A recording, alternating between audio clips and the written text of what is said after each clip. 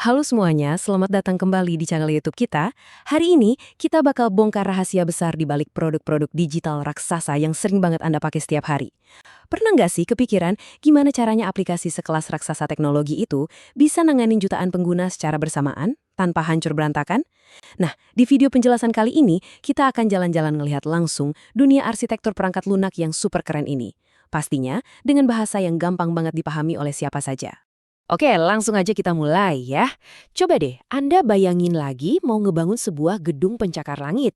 Apa iya Anda bakal langsung numpuk batu bata sama semen gitu aja tanpa bikin cetak biru atau rencana desain sama sekali? Ya pasti enggak dong kan, gedungnya udah pasti bakal rubuh. Nah, percaya nggak percaya, hal yang sama persis juga berlaku di dunia pengembangan software. Tanpa adanya blueprint yang jelas, aplikasi yang kelihatannya paling canggih sekalipun itu sebenarnya cuma tinggal nunggu waktu aja buat hancur berantakan. Nah, ini dia yang bakal kita obrolin hari ini. Pertama, kita lihat kekacauan kalau nggak ada rencana desain. Kedua, solusinya, yaitu pola desain perangkat. Ketiga, kita intip pola desain dalam pembuatan game. Keempat, gimana cara menjaga skala sistem cloud. Dan terakhir yang kelima, bahayanya kalau kita pakai pola ini secara berlebihan. Oke, kita masuk ke bagian pertama. Kekacauan tanpa rencana desain. Sebelum kita bahas solusinya, kita harus lihat dulu nih bencana apa yang terjadi kalau kita kerja tanpa rencana. Di dunia programming ada satu istilah yang lumayan terkenal, namanya kode spaghetti. Bayangin aja sepiring spaghetti yang ruwet banget.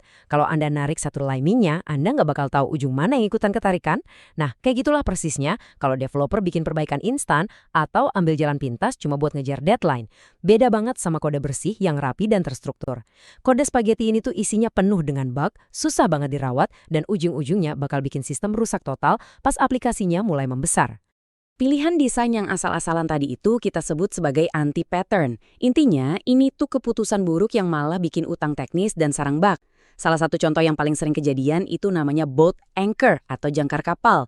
Ini ibarat potongan kode yang udah nggak berguna, tapi sengaja ditinggalin sama developernya karena mikir, siapa tahu nanti butuh di masa depan. Padahal masa depan itu nggak pernah datang. Kode usang yang berserakan ini akhirnya cuma bikin bingung developer lain dan pastinya bisa ngerusak aplikasi. Selain si jangkar kapal tadi, ada juga yang namanya God Object atau objek dewa.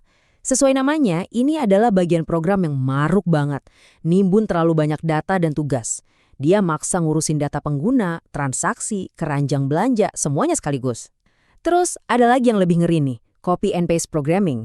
Ini biasanya kejadian kalau ada programmer nyomot kode dari situs kayak Stack Overflow, tapi nggak benar-benar paham fungsinya. Wah, ini bisa nyebar kayak virus di dalam sistem. Sekalinya ada satu error kecil, waduh Anda harus nyari dan benerin itu di ratusan tempat yang beda. Bikin pusing kan? Masuk ke bagian 2. Solusi, pola desain perangkat. Dari masalah tadi, sekarang kita pindah ke blueprint emasnya. Pahlawan penyelamatnya adalah pola desain alias design pattern. Gampangnya gini, pola desain itu adalah cetak bilu arsitektur yang bisa dipakai berulang-ulang. Tapi ingat ya, ini bukan sekedar barisan kode yang bisa main kopas gitu aja. Ini tuh sebuah solusi konseptual yang udah terbukti ampuh dari waktu ke waktu buat mecahin masalah-masalah yang sering banget muncul. Pola inilah yang bikin sistem kita tetap fleksibel, gampang diurus dan pastinya bebas dari bug. Konsep ini ngegambarin dengan brilian banget kategori utama dari pola desain yang dikenalin sama kelompok legendaris Gang of Four. Mereka membagi pola ini jadi 3 fungsi yang super simple. Pertama, creational. Ini ibarat pabrik yang bikin bahan-bahan bangunan. Kedua, structural. Ini ibarat kerangka bajanya yang nyusun struktur bangunan biar kokoh berdirinya. Terus yang ketiga, behavioral. Nah, ini ibarat sistem perpipaan dan kabel listrik yang ngatur gimana tiap ruangan di gedung itu bisa saling komunikasi dan berinteraksi. Masuk akal banget kan? Lanjut ke bagian 3, pola desain dalam pembuatan game. Mari kita lihat gimana teori ini dipraktekin langsung di industri game digital yang nilainya fantastis itu. Sekarang coba deh kita bahas pola builder. Waktu Anda main game, pasti bosan banget kan kalau bentuk musuhnya dari awal sampai akhir gitu-gitu aja? Nah, pola builder ini bertindak persis kayak pabrik perakitan. Daripada capek-capek nulis ratusan kode musuh yang beda-beda dari nol, yang pastinya bakal ngabisin memori komputer, developer pakai pola ini buat ngerakit berbagai macam kombinasi armor, senjata, dan gaya berantem cuma dari satu rancangan dasar. Hasilnya, Anda bisa ketemu variasi musuh yang seolah nggak ada habisnya tanpa bikin komputer atau HP Anda nge-lag. Terus, lihat juga nih gimana pola ini nyelamatin game-game di HP kita. Buat perangkat genggam yang memorinya kan terbatas banget ya, pola prototipe ini bener-bener jadi pahlawan.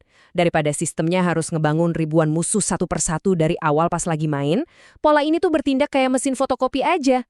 Dia cuma ngambil satu musuh dasar, terus di-cloning seketika pas lagi dibutuhin di arena permainan. Cara ini luar biasa ngirit memori, dan dijamin bikin game Anda tetap jalan mulus tanpa patah-patah. Selanjutnya ada pola singleton. Anda pernah nggak sih asik-asik main game?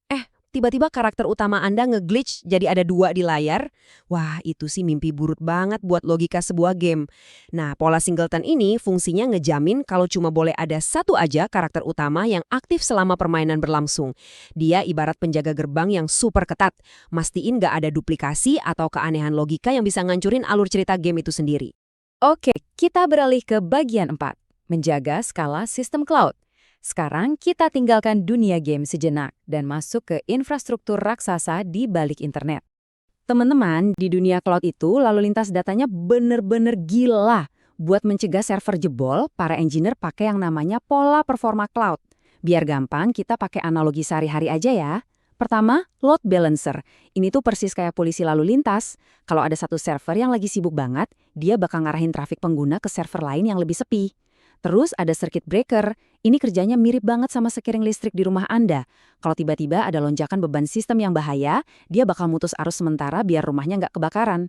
Terakhir, throttling. Ini ibarat bouncer atau penjaga pintu di klub malam. Tugasnya membatasi jumlah orang yang masuk supaya di dalam nggak umpel-umpelan dan sesak napas. Nah, yang bikin takjub itu angka 479 ini.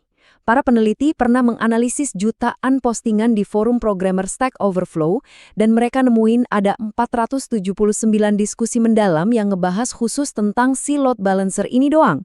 Ini ngebuktiin loh, dari semua trik canggih yang ada di luar sana, peran polisi lalu lintas pembagi beban inilah yang paling diandalkan sama para praktisi di dunia nyata. Semuanya demi ngejaga aplikasi global favorit Anda tetap hidup dan responsif. Tapi gimana dong kalau ternyata aplikasinya masih aja kerasa lambat? Disinilah pola distribusi tracing beraksi. Buat orang awam, bayangin aja ini tuh kayak masang alat pelacak GPS di paket belanjaan online Anda. Pas sebuah data pindah dari satu layanan cloud ke layanan lainnya, pelacak ini ngerekam setiap detik perjalanannya. Jadi kalau tiba-tiba aplikasinya ngadat pas loading, developer tinggal buka aja peta GPS tadi, dan mereka bisa langsung tahu persis di titik mana yang bikin macet. Keren kan? Semua jurus pelacakan tadi itu dirangkum dalam 3 pilar telemetri cloud. Pertama, ada logs. Ini semacam buku catatan harian yang isinya kejadian-kejadian spesifik. Kedua, metrics. Ini tuh ibarat grafik detak jantung buat ngelihat tren kesehatan sistem secara keseluruhan. Dan yang ketiga, traces, yang nggak lain adalah peta perjalanan GPS yang barusan kita bahas. Dengan ngegabungin ketiga pilar ini, developer bisa ngedeteksi bug secara proaktif. Malahan, mereka seringkali udah berhasil membetulin masalahnya jauh sebelum Anda sadar kalau ada yang salah sama aplikasinya. Kita masuk ke bagian 5, sekaligus yang terakhir nih. Bahaya penggunaan pola berlebihan. Jadi, poin krusialnya ada di sini. Memaksakan cetak biru arsitektur yang super rumit buat mecahin masalah yang sebenarnya sepele, itu punya nama, yaitu over-engineering. Ini tuh semacam jebakan Batman yang sering banget bikin developer-developer ambisius terperosok. Ibaratnya, mereka bikin sistem roket luar angkasa canggih, padahal cuma buat dipakai nyeberang jalan di depan rumah.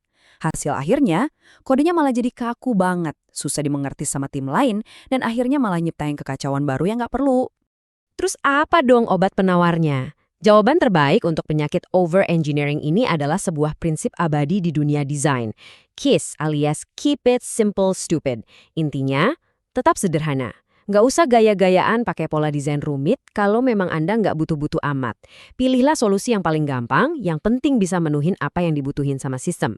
Karena pada akhirnya programming yang hebat itu bukan diukur dari seberapa rumit kode yang Anda tulis, tapi dari seberapa mudah kode itu dipahami oleh manusia.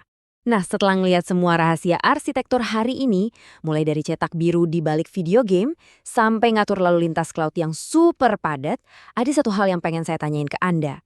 Kira-kira aplikasi favorit yang Anda buka setiap pagi itu dibangun pakai fondasi yang kuat atau jangan-jangan dia cuma tumpukan kartu yang tinggal nunggu waktu buat runtuh? Coba deh dipikirin. Oke, terima kasih banyak udah nemenin saya nyelesain penjelasan seru soal dunia arsitektur digital hari ini. Semoga bermanfaat buat Anda semua. Sampai jumpa di video kita berikutnya. Bye, teknologi berbicara.